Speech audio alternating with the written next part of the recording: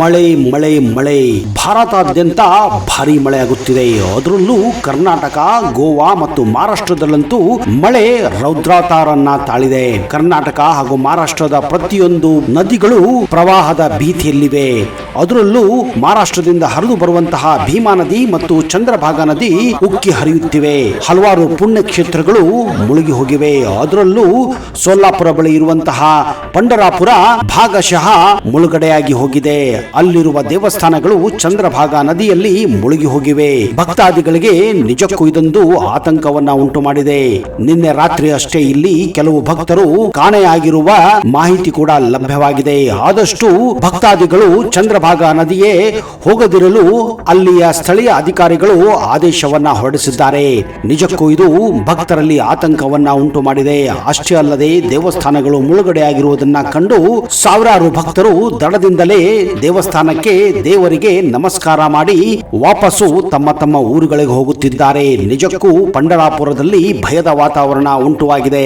ಸ್ನೇಹಿತರೆ, ಇಂಥ ಸಂದರ್ಭದಲ್ಲಿ ಅದರಲ್ಲೂ ಭಾರಿ ಮಳೆಯಾಗುತ್ತಿರುವಂತಹ ಜಾಗಗಳಿಗೆ, ಅದರಲ್ಲೂ ಪಂಡರಾಪುರಕ್ಕೆ ವಿಠ್ಠಲನ ಭಕ್ತರು ಹೋಗದೇ ಇರುವುದು ಒಳ್ಳೆಯದು.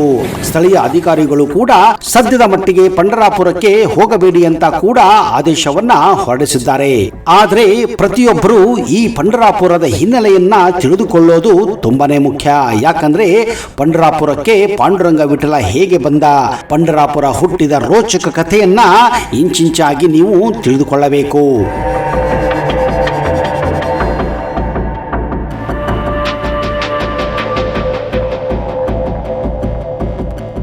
ಒಂದು ಕಾಲಕ್ಕೆ ಕರ್ನಾಟಕದ ಭಾಗವಾಗಿದ್ದ ಮತ್ತು ಈಗಲೂ ಕನ್ನಡಿಗರೇ ಜಾಸ್ತಿ ಆಗಿರುವ ಪ್ರಸ್ತುತ ಮಹಾರಾಷ್ಟ್ರ ರಾಜ್ಯದ ಭಾಗವಾಗಿರುವ ಸೊಲ್ಲಾಪುರ ಜಿಲ್ಲೆಯ ಭೀಮಾ ನದಿಯ ತಟದಲ್ಲಿರುವ ಹಿಂದೂಗಳ ಪವಿತ್ರ ಶ್ರೀ ಕ್ಷೇತ್ರವೇ ಪಂಡರಾಪುರ. ಅಲ್ಲಿ ಪ್ರಭು ಪಾಂಡುರಂಗ ವಿಠಲ ಇಟ್ಟಿಗೆ ಮೇಲೆ ನಿಂತು ಭಕ್ತರನ್ನ ಅನುಗ್ರಹಿಸುತ್ತಿದ್ದಾನೆ. ವಿಠ ಎಂದರೆ ಇಟ್ಟಿಗೆ ಎಂದರ್ಥ. ಭಗವಾನ್ ಶ್ರೀಕೃಷ್ಣ ಇಲ್ಲಿ ಇಟ್ಟಿಗೆ ರೂಪದ ಆಯತಾಕಾರದ ಕಲ್ಲಿನ ಮೇಲೆ ಒಂದೇ ಕಾಲಿನ ಮೇಲೆ ನಿಂತಿರುವ ಕಾರಣ ಶ್ರೀಕೃಷ್ಣನನ್ನ ಇಲ್ಲಿ ವಿಠಲ ಎಂದು ಕರೆಯುತ್ತಾರೆ. ಇದೇ ರೀತಿ ಅವನು ದ್ವಾರಕಾದಿಂದ ಪಂಡರಪುರಕ್ಕೆ ಬಂದಾಗ ಕಪ್ಪಾಗಿದ್ದರೂ ಅವನ ಮುಖದ ಮೇಲೆ ಬಿಳಿ ಮರಳು ಇದ್ದದರಿಂದ ಪಾಂಡುರಂಗ ಎಂದು ಕರೆಯುತ್ತಾರೆ. ಅಂದರೆ ಮರಾಠಿಯಲ್ಲಿ ಪಾಂಡ್ರ ಎಂದರೆ ಬಿಳಿ, ರಂಗ ಎಂದರೆ ಶ್ರೀಕೃಷ್ಣ ಎಂದರ್ಥ. ಇದೇ ಕಾರಣ ಇಲ್ಲಿ ವಿಠಲನನ್ನ ಪಾಂಡುರಂಗ ಎಂದು ಕೂಡ ಕರೆಯಲಾಗುತ್ತದೆ. ಇಲ್ಲಿ ಭಗವಾನ್ ಶ್ರೀಕೃಷ್ಣ ಸೊಂಟದ ಮೇಲೆ ಕೈ ಇಟ್ಟುಕೊಂಡು ಇಟ್ಟಿಗೆ ಮೇಲೆ ನಿಂತುಕೊಂಡಿರುವ ಹಿಂದೆಯೂ ಒಂದು ರೋಚಕವಾದ ಕಥೆ ಇದೆ. ಹಿಂದೆ ಪುಂಡಲಿಕ ಎಂಬ ಭಕ್ತನೊಬ್ಬ ತನ್ನವರೊಂದಿಗೆ ಕಾಶಿಗೆ ಹೋಗುವ ಮಾರ್ಗದಲ್ಲಿ ಕುಕ್ಕುಟ ಎಂಬ ಋಷಿ ಆಶ್ರಮವನ್ನು ತಲುಪಿ ಅವರ ಬಳಿ ಕಾಶಿಗೆ ಹೋಗುವ ದಾರಿಯನ್ನು ಕೇಳುತ್ತಾನೆ. ತಾನು ಕಾಶಿಗೆ ಎಂದೂ ಹೋಗದ ಕಾರಣ ತನಗೆ ಕಾಶಿಗೆ ಹೋಗುವ ದಾರಿ ಗೊತ್ತಿಲ್ಲ ಎಂದು ಪ್ರಾಮಾಣಿಕವಾಗಿ ಕುಕ್ಕುಟ ಋಷಿಗಳು ಹೇಳಿದಾಗ ಪುಂಡಲಿಕನಿಗೆ ಸಿಟ್ಟು ಹಾಗೂ ದರ್ಪದಿಂದ ನಿಮ್ಮಂತ ಋಷಿಗಳು ಇಷ್ಟು ಹೊತ್ತಿಗೆ ಕಾಶಿಗೆ ಹೋಗಿ ಭೇಟಿ ನೀಡಬೇಕಾಗಿತ್ತು, ಯಾಕೆ ಹೋಗಿಲ್ಲ ಎಂದು ಹಂಗಿಸುತ್ತಾನೆ. ಋಷಿಗಳು ಪುಂಡಲಿಕನಿಗೆ ಯಾವುದೇ ರೀತಿಯಾಗಿ ಪ್ರತಿಕ್ರಿಯಿಸದೆ ಸುಮ್ಮನಾಗುತ್ತಾರೆ. ಆಶ್ರಮದಲ್ಲಿ ಆ ರಾತ್ರಿ ತಂಗಿದ್ದ ಗಾಢ ನಿದ್ರೆಯಲ್ಲಿದ್ದ ಪುಂಡಲಿಕನಿಗೆ ಇದ್ದಕ್ಕಿದ್ದ ಹಾಗೆ ಕೆಲವು ಮಹಿಳೆಯರ ಧ್ವನಿಯಿಂದ ಎಚ್ಚರವಾಗುತ್ತದೆ. 3 ಮಹಿಳೆಯರು ಆಶ್ರಮದ ಕಸಗುಡಿಸಿ ನೀರನ್ನು ಚಿಮ್ಮಿಸಿ ಶುಚಿಗೊಳಿಸುವುದನ್ನು ಕಂಡು ಆ 3 ಮಹಿಳೆಯರು ಯಾರು ಎಂದು ವಿಚಾರಿಸಿದಾಗ ಅವರು ಪವಿತ್ರ ನದಿಗಳಾದಂತಹ ಗಂಗಾ, ಯಮುನಾ ಹಾಗೂ ಸರಸ್ವತಿಯಾಗಿದ್ದವು. ಅವರು ಪ್ರತಿನಿತ್ಯ ಕುಕ್ಕುಟ ಋಷಿಗಳ ಆಶ್ರಮವನ್ನು ಸ್ವಚ್ಛಗೊಳಿಸಲು ಬರುವುದಾಗಿ ಹೇಳಿಕೊಳ್ಳುತ್ತಾರೆ. ಇದನ್ನು ಕುಕ್ಕುಟ ಋಷಿಗಳ ಶಕ್ತಿ ಸಾಮರ್ಥ್ಯ ಅರಿವಾಗಿ ಅಂತವರನ್ನು ಅವಮಾನ ಮಾಡಬಾರದಿತ್ತು, ನಿಂದನೆ ಮಾಡಬಾರದಿತ್ತು ಎಂದು ಪಶ್ಚಾತ್ತಾಪ ಪಡುತ್ತಾನೆ.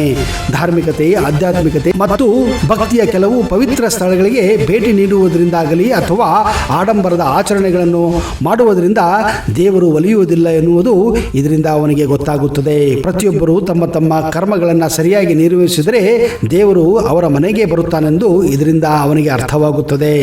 ಆಗ ಪುಂಡಲೀಕ ಕಾಶಿಗೆ ಹೋಗುವ ಬದಲು ತನ್ನ ಮನೆಗೆ ಬಂದು ತನ್ನ ವಯೋವೃದ್ಧ ಪೋಷಕರ ಸೇವೆಗಾಗಿ ತನ್ನ ಸಂಪೂರ್ಣ ಸಮಯವನ್ನ ಮೀಸಲಿಟ್ಟು ಅತ್ಯಂತ ಜತನದಿಂದ ತನ್ನ ತಂದೆ ತಾಯಿಯ ಸೇವೆಯನ್ನು ಮಾಡುತ್ತಾನೆ. ಇದನ್ನು ಕಂಡು ಶ್ರೀಕೃಷ್ಣನಿಗೆ ಪುಂಡಲಿಕನನ್ನು ಪರೀಕ್ಷಿಸುವ ಸಲುವಾಗಿ ಗೋಪಾಲನ ವೇಷದಲ್ಲಿ ಅವನ ಮನೆಗೆ ಬಂದು ಅವನ ಮನೆಯ ಬಾಗಿಲನ್ನು ಬಡಿಯುತ್ತಾನೆ. ಆ ಸಮಯದಲ್ಲಿ ಪ್ರಾಮಾಣಿಕವಾಗಿ ತನ್ನ ಹೆತ್ತವರ ಸೇವೆಯನ್ನು ಮಾಡುತ್ತಿದ್ದ ಪುಂಡಲಿಕನು ಗೋಪಾಲನ ವೇಷದಲ್ಲಿರುವುದು ಸಾಕ್ಷಾತ್ ಶ್ರೀಕೃಷ್ಣ ಪರಮಾತ್ಮ ಎಂದು ಅರಿಯದೆ, ನಾನು ಈಗ ನನ್ನ ತಂದೆ ತಾಯಿಯ ಸೇವೆಯಲ್ಲಿ ನಿರತನಾಗಿದ್ದೇನೆ, ಈಗ ನಿನ್ನನ್ನು ಭೇಟಿ ಮಾಡಲು ಸಾಧ್ಯವಿಲ್ಲ, ನೀನು ಮುಂದೆ ಹೋಗು, ಇಲ್ಲವಾದರೆ ಸ್ವಲ್ಪ ಹೊತ್ತು ನನಗಾಗಿ ಕಾಯಲು ಸಾಧ್ಯವಾ ಎಂದು ಕೇಳಿದಾಗ, ಸರಿ, ಹಾಗಾದರೆ ನೀನು ಕರೆಯುವ ಅಲ್ಲಿಯವರೆಗೂ ನಾನು ಇಲ್ಲೇ ಇರುತ್ತೇನೆ ಎಂದು ಭಗವಂತ ಶ್ರೀಕೃಷ್ಣ ಹೇಳುತ್ತಾನೆ. ಹಾಗಾದ್ರೆ ನೀನು ಕರೆಯುವವರೆಗೂ ನಾನು ಬಿಸಿಲಿನಲ್ಲಿ ಹೇಗೆ ಇಲ್ಲಿ ನಿಲ್ಲಬೇಕು ಎಂದು ಕೇಳಿದಾಗ ಪುಂಡಲೀಕ ಅಲ್ಲೇ ಇದ್ದ ಒಂದು ಇಟ್ಟಿಗೆಯನ್ನ ಶ್ರೀಕೃಷ್ಣನ ಹತ್ತಿರ ಎಸೆಯುತ್ತಾನೆ. ಆಗ ಭಗವಂತನು ಪುಂಡಲೀಕನ ಮನೆಯ ಬಾಗಿಲಲ್ಲಿ ಇಟ್ಟಿಗೆ ಮೇಲೆಯೇ ಸೊಂಟದ ಮೇಲೆ ಕೈನಿಟ್ಟುಕೊಂಡು ಒಂದೇ ಕಾಲಿನ ಮೇಲೆ ನಿಂತು ಪುಂಡಲೀಕ ತನ್ನ ಹೆತ್ತವರ ಸೇವೆಯನ್ನು ಮಾಡುತ್ತಿರುವುದನ್ನೇ ಆನಂದದಿಂದ ನೋಡುತ್ತಲೇ ಪುಂಡಲೀಕನ ಆಗಮನಕ್ಕಾಗಿ ತಾಳ್ಮೆಯಿಂದ ಕಾಯುತ್ತಾನೆ. ತನ್ನ ತಂದೆ ತಾಯಿಯರು ನಿದ್ದೆಗೆ ಜಾರಿದ ನಂತರ ತನ್ನನ್ನು ನೋಡಲು ಬಂದವರು ಯಾರು ಎಂದು ಮನೆಯಿಂದ ಹೊರಬಂದು ನೋಡಿದಾಗ ಸಾಕ್ಷಾತ್ ಶ್ರೀಕೃಷ್ಣನೇ ತನ್ನ ಮನೆಯ ಮುಂದೆ ನಿಂತಿರುವುದನ್ನು ನೋಡಿ ತನ್ನನ್ನೇ ತಾನು ನಂಬಲಾಗದೆ ಅಜ್ಞಾನದಿಂದ ಅಷ್ಟು ಹೊತ್ತು ಭಗವಂತನನ್ನ ಕಾಯುವಂತೆ ಮಾಡಿದ್ದಕ್ಕೆ ಕ್ಷಮೆಯನ್ನು ಕೇಳುತ್ತಾನೆ. ಅದರಿಂದ ಸಂತುಷ್ಟನಾದ ಭಗವಂತ ನಿನಗೆ ಇಷ್ಟವಾದ ವರವನ್ನು ಕೇಳುಕು ಎಂದಾಗ ಬಯಸದೆ ಭಗವಂತನೇ ನನ್ನ ಮನೆಯ ಬಾಗಿಲಿಗೆ ಬಂದಿರುವಾಗ ಇದಕ್ಕಿಂತ ಹೆಚ್ಚಿನದು ಬಯಸುವುದರಲ್ಲಿ ಅರ್ಥವಿಲ್ಲ ಎಂದು ಹೇಳುತ್ತಾನೆ. ಆಗ ಭಗವಂತನೇ ಬಲವಂತ ಮಾಡಲು ತನಗೆ ಸಿಕ್ಕಿದ ಭಗವಂತನ ದರ್ಶನ ಭಾಗ್ಯ ಎಲ್ಲರಿಗೂ ಸಿಗುವಂತಾಗಲು ಭಗವಂತನನ್ನು ಶಾಶ್ವತವಾಗಿಯೇ ಇಲ್ಲಿಯೇ ನೆಲೆಸುವಂತೆ ಕೋರಿಕೊಳ್ಳುತ್ತಾನೆ. ಹೀಗೆ ಶ್ರೀಕೃಷ್ಣ ಅಲ್ಲಿಯೇ ಇಟ್ಟಿಗೆ ಮೇಲೆ ನಿಂತು ಕಲ್ಲಾಗುತ್ತಾನೆ. ಇದೇ ಕಾರಣ ಶ್ರೀಕೃಷ್ಣನನ್ನ ಇಲ್ಲಿ ವಿಠ್ಠಲ ಎಂದು ಕರೆಯಲಾಗುತ್ತದೆ. ಇದೇ ಪಂಢರಾಪುರದಲ್ಲಿ ಈಗ ಶ್ರೀಕೃಷ್ಣ ಮತ್ತು ಪುಂಡಲೀಕ ಭೇಟಿಯಾದ ಸ್ಥಳದಲ್ಲಿ ಭವ್ಯವಾದ ದೇವಸ್ಥಾನವನ್ನು ಕೂಡ ನಿರ್ಮಿಸಲಾಗಿದೆ. ಅರ್ಥ ದ್ವಾರಕೆಯಲ್ಲಿದ್ದ ರುಕ್ಮಿಣಿಯು ಎಷ್ಟು ದಿನಗಳಾದರೂ ಶ್ರೀಕೃಷ್ಣ ಬರದೇ ಇರುವಾಗ ಅವನನ್ನು ಹುಡುಕಿಕೊಂಡು ಪಂಢರಾಪುರಕ್ಕೆ ರುಕ್ಮಿಣಿಯು ಬರುತ್ತಾಳೆ. ಆಗ ತಾನು ಸಹ ಕೃಷ್ಣನ ಜೊತೆ ಶಾಶ್ವತವಾಗಿ ಪಂಢರಾಪುರದಲ್ಲಿ ನೆಲೆಸುತ್ತೇನೆಂದು ಆಶ್ವಾಸನೆ ನೀಡುತ್ತಾಳೆ. ಇದೇ ಕಾರಣ ಇಂದಿಗೂ ಸಹ ಈ ದೇವಾಲಯದ ಒಳಗೆ ಇಟ್ಟಿಗೆಯ ಮೇಲೆ ಶ್ರೀಕೃಷ್ಣನ ವಿಗ್ರಹವಿದ್ದು ಅವನ ಪಕ್ಕದಲ್ಲಿಯೇ ರುಕ್ಮಿಣಿಯ ವಿಗ್ರಹವನ್ನು ನೀವು ಕಾಣಬಹುದಾಗಿದೆ. ನೋಡಿದಿರಾ ಸ್ನೇಹಿತರೆ, ಪಂಢರಾಪುರದಲ್ಲಿ ಯಾವ ರೀತಿ ಶ್ರೀಕೃಷ್ಣ ಪಾಂಡುರಂಗ ಆಗಿದ್ದು, ಯಾವ ರೀತಿ ವಿಠ್ಠಲ ಆಗಿದ್ದು, ಈ ಕ್ಷೇತ್ರ ಹುಟ್ಟಲು ಈ ಎಲ್ಲ ಘಟನೆಗಳು ಕಾರಣವಾಯಿತು ಎಂದು ಇದರಿಂದ ನಮಗೆ ಗೊತ್ತಾಗುತ್ತದೆ. ಈಗ ನಿಮಗೆ ಪಂಢರಾಪುರದ ಹಲವಾರು ವಿಷಯಗಳು ಗೊತ್ತಾಗಿರಬಹುದು. ಒಂದು ವೇಳೆ ನೀವು ನಿಜಕ್ಕೂ ಪಾಂಡುರಂಗನ ಭಕ್ತರಾಗಿದ್ದರೆ ಕಮೆಂಟ್ ಬಾಕ್ಸ್ ಅಲ್ಲಿ ದಯವಿಟ್ಟು ಜೈ ಪಾಂಡುರಂಗ ವಿಠ್ಠಲ ಎಂದು ಸಂಬೋಧಿಸಿ. ಇಂತಹದೇ ಕುತೂಹಲಕಾರಿ ಮಾಹಿತಿಯನ್ನ ಮುಂದಿನ ಸಂಚಿಕೆಯಲ್ಲಿ ಮತ್ತಷ್ಟು ತರುತ್ತೇನೆ. ಅಲ್ಲಿಯವರೆಗೆ ಜೈ ಹಿಂದ್, ಜೈ Karnataka. Keep watching focus Kannada.